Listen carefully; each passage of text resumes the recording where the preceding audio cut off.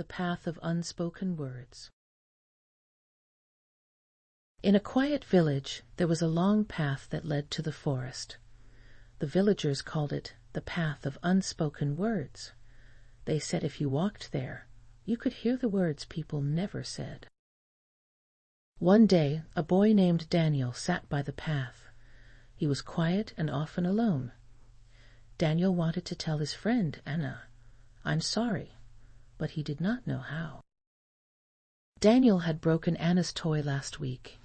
He felt sad, but he couldn't find the right words to say. If I go to the path, Daniel thought, maybe I will find the words. Early the next morning, Daniel walked to the path. The forest was peaceful. The wind blew gently through the trees. Birds sang soft songs. Daniel stopped and listened. At first, he heard nothing. Then a small voice whispered in the wind. "Kind words heal," it said. "Words are like seeds. They grow when you share them."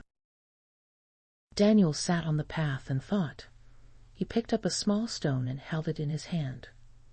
"I will speak the truth," he decided. That afternoon, Daniel went to Anna's house. Anna sat in the garden, holding her broken toy. She looked up and frowned. "Anna," Daniel said softly, "I'm sorry I broke your toy. It was an accident. I hope you can forgive me." Anna looked at him for a moment. Then she smiled. "Thank you, Daniel. I was waiting for you to say that." Daniel felt happy. The path had helped him find the words he needed. From that day, Daniel learned that speaking from the heart is important. Sometimes the right words are simple. "I'm sorry," "Thank you," or "I care."